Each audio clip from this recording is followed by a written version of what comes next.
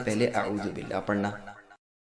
قرآن کریم میں ہے خذ العفو وأمر بالعرف واعرض عن الجاہلین، یعنی اے نبی درگزر کرنے کی عادت اپنائیے، بھلائی کا حکم کیا کریں اور جاہلوں سے منہ موڑ لیا کریں۔ اگر شیطان کی طرف سے کوئی وسوسہ آ جائے تو اللہ تعالیٰ سننے والے جاننے والے سے پناہ طلب کر لیا کریں۔ ایک مقام پر فرمایا ادفع باللتی ہی احسن الی آخر الآیہ، یعنی اے نبی برائی کو بھلائی سے ختم کیجیے۔ ہم ان کے بیانات کو خوب جانتے ہیں، اور کہا کریں کہ اے میرے رب، شیطان کے وسوسوں اور ان کی حاضری سے ہم آپ کی پناہ چاہتے ہیں۔ ارشاد ہوتا ہے ادفع باللتی ہی احسن فاذا الذی الی آخر الآیہ، یعنی بھلائی کے ساتھ اے نبی دفاع کریں۔ آپ میں اور جس دوسرے شخص میں عداوت یعنی دشمنی ہوگی وہ ایسا ہو جائے گا جیسے دلی دوست۔ یہ کام صبر کرنے والوں اور نصیب داروں کا ہے۔ جب شیطانی وسوسہ آ جائے تو اللہ تعالیٰ سننے والے جاننے والے سے پناہ چاہ لیا کریں۔ ان 3 آیات میں اللہ تعالیٰ نے حکم فرمایا ہے کہ انسانوں میں سے جو تمہاری دشمنی کرے اس کی دشمنی کا علاج تو یہ ہے کہ اس کے ساتھ سلوک و احسان کرو، تاکہ اس کی انصاف پسند طبیعت خود اسے شرمندہ کرے اور وہ تمہاری دشمنی سے نہ صرف باز رہے بلکہ تمہارا بہترین دوست بن جائے۔ اور شیاطین کی دشمنی سے محفوظ رہنے کے لیے اس نے اپنی پناہ پکڑنی سکھائی، کیونکہ یہ پلید دشمن سلوک و احسان سے بھی قبضے میں نہیں آتا۔ اسے تو انسان کی تباہی اور بربادی میں ہی مزہ آتا ہے، اور اس کی پرانی عداوت آدم علیہ السلام کے وقت سے ہے۔ قرآن میں اللہ فرماتے ہیں اے بنی آدم دیکھو کہیں شیطان تمہیں بھی بہکا نہ دے، جس طرح تمہارے ماں باپ یعنی آدم و حوا کو بہکا کر جنت سے نکلوا دیا۔ ایک مقام پر اللہ نے فرمایا کہ شیطان اے انسانوں تمہارا دشمن ہے، اسے دشمن ہی سمجھو، اس کی جماعت کی تو یہی آرزو ہے کہ تم جہنمی ہو جاؤ۔ ایک اور جگہ اللہ نے فرمایا کیا تم اے انسانوں اس شیطان کی اور اس کی ذریات یعنی اولاد کی دوستی کرتے ہو مجھے چھوڑ کر؟ وہ تمہارا دشمن ہے، یاد رکھو ظالموں کے لیے برا بدلہ ہے۔ یہی وہ لعین ہے جس نے قسم کھا کر ہمارے باپ آدم علیہ السلام سے کہا تھا کہ میں تمہارا خیر خواہ ہوں۔ تو اب خیال کر لیجئے کہ ہمارے ساتھ اس کا کیا معاملہ ہوگا۔ ہمارے لیے تو وہ حلف یعنی قسم اٹھا کر آیا ہے کہ اللہ رب العزت کی قسم میں ان سب کو بہکاؤں گا، ہاں ان میں سے جو مخلص بندے ہیں وہ محفوظ رہ جائیں گے۔ اس لیے اللہ تعالیٰ کا فرمان ہے فَإِذَا قَرَأْتَ الْقُرْآنَ فَاسْتَعِذْ بِاللَّهِ مِنَ الشَّيْطَانِ الرَّجِيمِ، کہ جب قرآن کی اے نبی تلاوت کیا کریں تو اللہ تعالیٰ سے پناہ طلب کر لیا کریں شیطان راندے ہوئے سے۔ ایمانداروں اور اللہ تعالیٰ پر توکل کرنے والوں پر شیطان کا کوئی زور نہیں، اس کا زور تو انہی پر چلتا ہے جو اس سے دوستی رکھیں اور اب تعالیٰ کے ساتھ شرک کریں۔ قراء کی ایک جماعت تو کہتی ہے کہ قرآن پڑھنے کے بعد اعوذ باللہ من الشیطان الرجیم پڑھنی چاہیے۔ اس میں 2 فائدے ہیں، ایک تو قرآن کے طرز بیان پر عمل ہے، دوسرے عبادت کے بعد کے غرور کا توڑ۔ ابو حاتم سجستانی رحمہ اللہ نے اور ابو الفلوفہ نے حمزہ کا یہی مذہب نقل کیا ہے، جیسے کہ ابو القاسم یوسف ابن علی ابن جنادہ نے اپنی کتاب العبادات الکامل میں بیان کیا ہے۔ قرطبی نے امام مالک رحمہ اللہ کا مذہب بھی یہی بیان کیا ہے، لیکن ابن العربی اسے غریب کہتے ہیں۔ ایک مذہب یہ بھی ہے کہ اول آخر دونوں مقام پر اعوذ باللہ من الشیطان الرجیم پڑھے تاکہ دونوں دلیلیں جمع ہو جائیں، اور جمہور علماء کا مشہور مذہب یہ ہے کہ تلاوت سے پہلے اعوذ باللہ من الشیطان الرجیم پڑھنا چاہیے تاکہ وسوسے دور ہو جائیں۔ تو ان بزرگوں کے نزدیک آیت کے معنی جب پڑھے تو یعنی جب پڑھنا چاہے تو ہو جائیں گے، جیسے کہ آیت اذا قمتم یعنی جب تم نماز کے لیے کھڑے ہو تو وضو کر لیا کرو کے معنی جب تم نماز کے لیے کھڑے ہونے کا ارادہ کرو کے ہیں۔ احادیث کی روح سے بھی یہی معنی ٹھیک معلوم ہوتے ہیں۔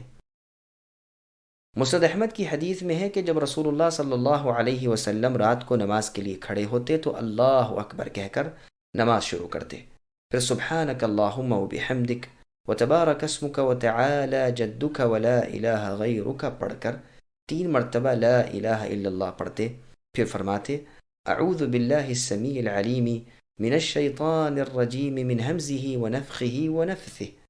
سنن اربعہ میں بھی یہ حدیث ہے۔ امام ترمذی فرماتے ہیں اس باب میں سب سے زیادہ مشہور یہی ہے۔ حمزی کے معنی گلا گھونٹنے کے، اور نفخ کے تکبر کے، اور نفث کے معنی شعر گوئی کے ہیں۔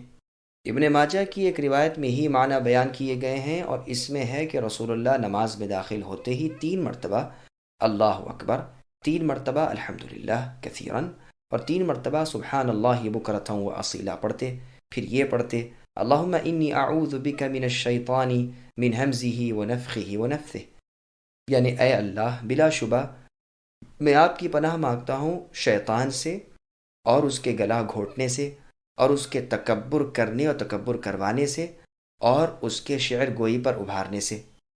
مسند ابی اعلیٰ میں ہے کہ رسول اللہ کے سامنے 2 شخص لڑنے لگے، غصے کے مارے ایک کے نتنے پھول گئے۔ رسول اللہ نے فرمایا کہ اگر یہ اعوذ باللہ من الشیطان الرجیم کہہ لے تو اس کا غصہ ابھی جاتا رہے۔ نسائی نے اپنی کتاب میں بھی اسے روایت کیا ہے۔ مسند احمد، ابو داؤد، ترمذی میں بھی یہ حدیث ہے۔ اسی کی ایک اور روایت میں اتنا اضافہ اور بھی ہے کہ معاذ رضی اللہ عنہ نے اس شخص سے اس کے پڑھنے کو کہا، لیکن اس نے نہ پڑھا اور اس کا غصہ بڑھتا ہی گیا۔ امام ترمذی رحمۃ اللہ علیہ فرماتے ہیں یہ اضافہ والی روایت مرسل ہے، اس لیے کہ عبد الرحمن ابن ابی لیلہ جو معاذ رضی اللہ عنہ سے روایت کرتے ہیں، ان کا معاذ رضی اللہ عنہ سے ملاقات کرنا ثابت نہیں، بلکہ یہ 20 برس پہلے فوت ہو چکے تھے۔ لیکن یہ ہو سکتا ہے کہ شاید عبد الرحمن رحمۃ اللہ علیہ نے ابی بن کعب رضی اللہ عنہ سے سنا ہو، وہ بھی اس حدیث کے راوی ہیں، اور اسے معاذ رضی اللہ عنہ تک پہنچایا ہو، کیونکہ اس واقعے کے وقت تو بہت سے صحابہ رضی اللہ عنہم موجود تھے۔ صحیح بخاری، صحیح مسلم، ابو داؤد، نسائی میں بھی مختلف سندوں سے مختلف الفاظ کے ساتھ یہ حدیث مروی ہے۔ استعاذہ یعنی پناہ مانگنے کے متعلق اور بھی بہت سی احادیث ہیں، یہاں سب کو بیان کرنے سے بات لمبی ہو جائے گی۔ ان کے بیان کے لیے اذکار و وظائف اور فضائل اعمال کے بیان کی کتابیں ہیں، واللہ اعلم۔ ایک روایت میں ہے کہ جبریل علیہ السلام جب سب سے پہلے وحی لے کر رسول اللہ کے پاس آئے تو پہلے اعوذ پڑھنے کا حکم دیا۔ تفسیر ابن جریر میں عبداللہ ابن عباس رضی اللہ عنہما سے روایت ہے کہ پہلی مرتبہ جب جبریل علیہ السلام رسول اللہ صلی اللہ علیہ وسلم پر وحی لے کر آئے تو فرمایا اعوذ پڑھیے۔ رسول اللہ نے فرمایا استعیذ باللہ السمیع العلیم من الشیطان الرجیم، پھر کہا اقرأ بسم ربک الذی خلق۔ عبداللہ رضی اللہ عنہ فرماتے ہیں سب سے پہلی سورت جو اللہ تعالیٰ نے جبرائیل علیہ السلام کی معرفت محمد صلی اللہ علیہ وسلم پر نازل فرمائی یہی ہے، لیکن یہ اثر غریب ہے اور اس کی اسناد میں ضعف اور انقطاع ہے۔ ہم نے اسے صرف اس لیے بیان کیا ہے کہ معلوم ہو جائے، واللہ اعلم۔ اعوذ باللہ پڑھنے کے وجوب یا استحباب کے بارے میں علماء کے اقوال۔ جمہور علماء کا قول ہے کہ اعوذ پڑھنا مستحب ہے، واجب نہیں، کہ اس کے نہ پڑھنے سے گناہ ہو۔ عطا بن ابی رباح رحمۃ اللہ علیہ کا قول ہے کہ جب کبھی قرآن پڑھے استعاذہ کا پڑھنا واجب ہے، خواہ نماز میں ہو خواہ غیر نماز میں۔ امام زہری رحمۃ اللہ علیہ نے یہ قول نقل کیا ہے۔ ابن سیرین رحمۃ اللہ علیہ فرماتے ہیں کہ عمر بھر میں صرف 1 مرتبہ پڑھ لینے سے وجوب ساقط ہو جاتا ہے۔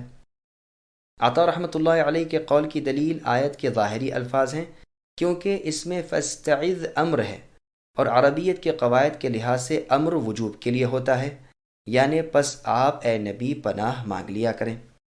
اسی طرح رسول اللہ کا اس پر ہمیشگی کرنا بھی وجوب کی دلیل ہے، اور اس سے شیطان کا شر دور ہوتا ہے، اور اس کا دور کرنا واجب ہے، اور جس چیز سے واجب پورا ہوتا ہو وہ بھی واجب ہو جاتی ہے، اور استعاذہ زیادہ احتیاط والا ہے، اور وجوب کا ایک طریقہ یہ بھی ہے۔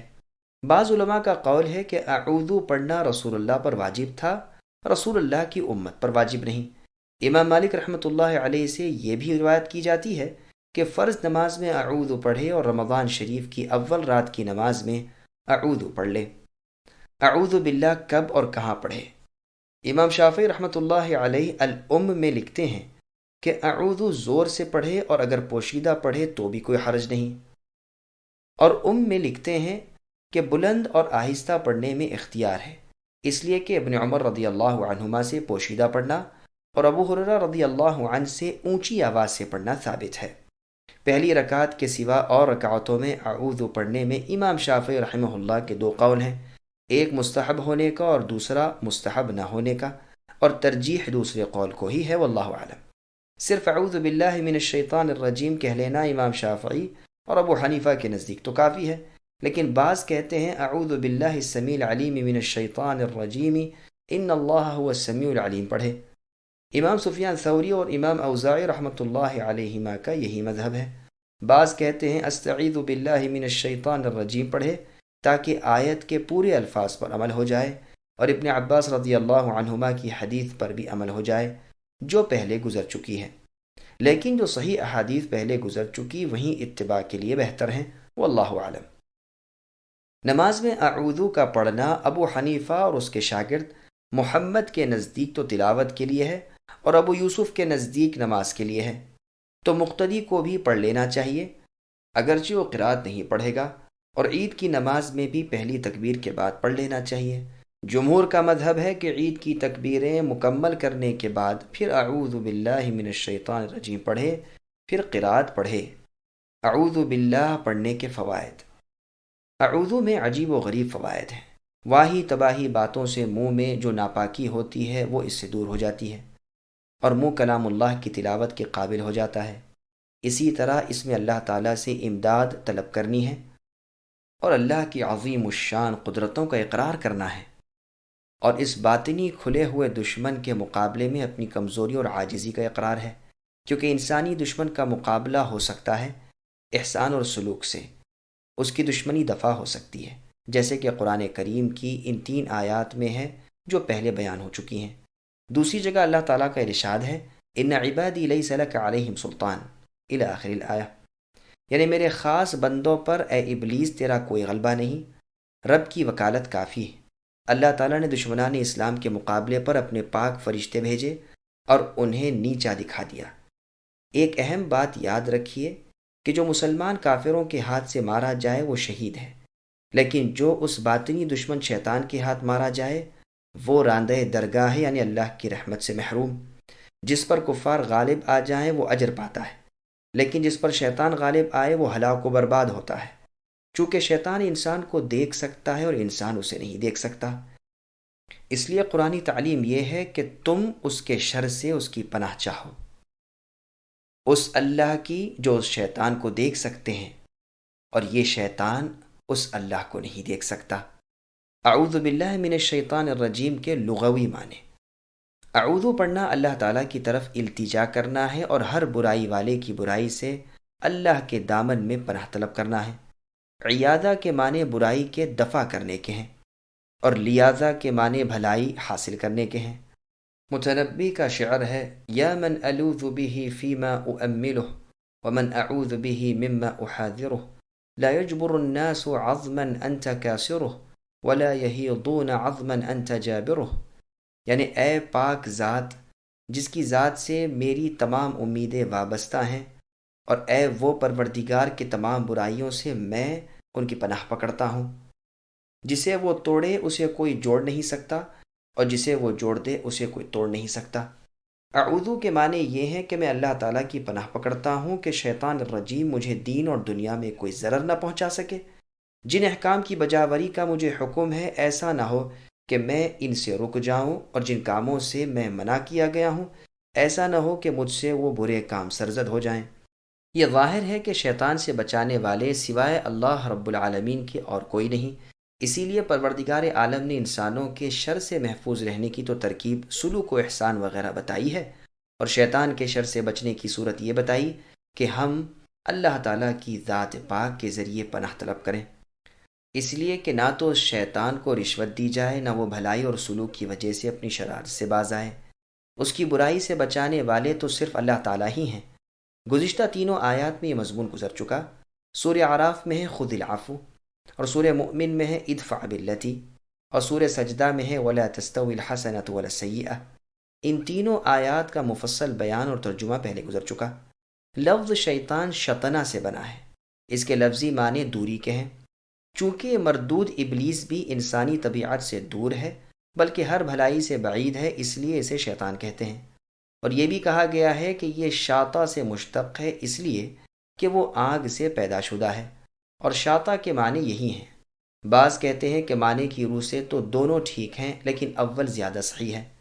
عرب شاعروں کے شعر بھی اس کی تصدیق میں ملتے ہیں۔ امیہ ابن ابی الصلت اور نابغہ کے شعروں میں بھی یہ لفظ شطنہ سے مشتق ہے، اور دور ہونے کے معنی میں مستعمل ہے۔ سیبویہ کا قول ہے کہ جب کوئی شیطانی کام کرے تو عرب کہتے ہیں تشیطن فلان، یہ نہیں کہتے تشیط فلان۔ اس سے ثابت ہوتا ہے کہ یہ لفظ شاطا سے نہیں بلکہ شطنا سے ماخوذ ہے، اور اس کے صحیح معنی بھی دوری کے ہیں۔ جو جن و انس و حیوان سرکشی کرے اسے شیطان کہہ دیتے ہیں۔ قرآن کریم میں ہے وَكَذَلِكَ جَعَلْنَا لِكُلِّ نَبِيٍّ عَدُوًّا شَيَاطِينَ الْإِنسِ وَالْجِنِّ إِلَى آخر الآیہ، یعنی اسی طرح ہم نے ہر نبی کے دشمن شیاطین جن و انس کیے ہیں جو آپس میں ایک دوسرے کو دھوکے کی بناوٹی باتیں پہنچاتے رہتے ہیں۔ صحیح مسلم میں ابو ذر رضی اللہ عنہ سے روایت ہے کہ رسول اللہ صلی اللہ علیہ وسلم نے فرمایا نماز کو عورت، گدھا اور کالا کتا توڑ دیتا ہے۔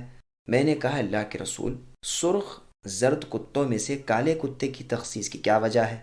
آپ نے فرمایا کالا کتا شیطان ہے۔ عمر رضی اللہ عنہ ایک مرتبہ ترکی گھوڑے پر سوار ہوتے ہیں، وہ ناز و خرام سے چلتا ہے۔ عمر رضی اللہ عنہ اسے مارتے پیٹتے بھی ہیں، لیکن اس کا اکڑنا اور بھی بڑھ جاتا ہے۔ آپ اتر پڑتے ہیں اور فرماتے ہیں تم تو میری سواری کے لیے کسی شیطان کو پکڑ کر لائے۔ میرے نفس میں تکبر آنے لگا، چنانچہ میں نے اس سے اتر پڑنا ہی مناسب سمجھا۔ رجیم فعیل کے وزن پر مفعول کے معنی میں ہے، یعنی وہ مرجوم ہے، یعنی ہر بھلائی سے دور ہے، جیسے کہ اللہ تعالیٰ فرماتے ہیں وَلَقَدْ زَيَّنَّا السَّمَاءَ الدُّنْيَا بِمَصَابِيحَ وَجَعَلْنَاهَا رُجُومًا لِلشَّيَاطِينِ، یعنی ہم نے دنیا کے آسمان کو ستاروں سے مزین کیا اور انہیں شیطانوں کے لیے رجم بنایا۔ اور فرمایا اِنَّا زَيَّنَّا السَّمَاءَ الدُّنْيَا بِزِينَةٍ الْكَوَاكِبِ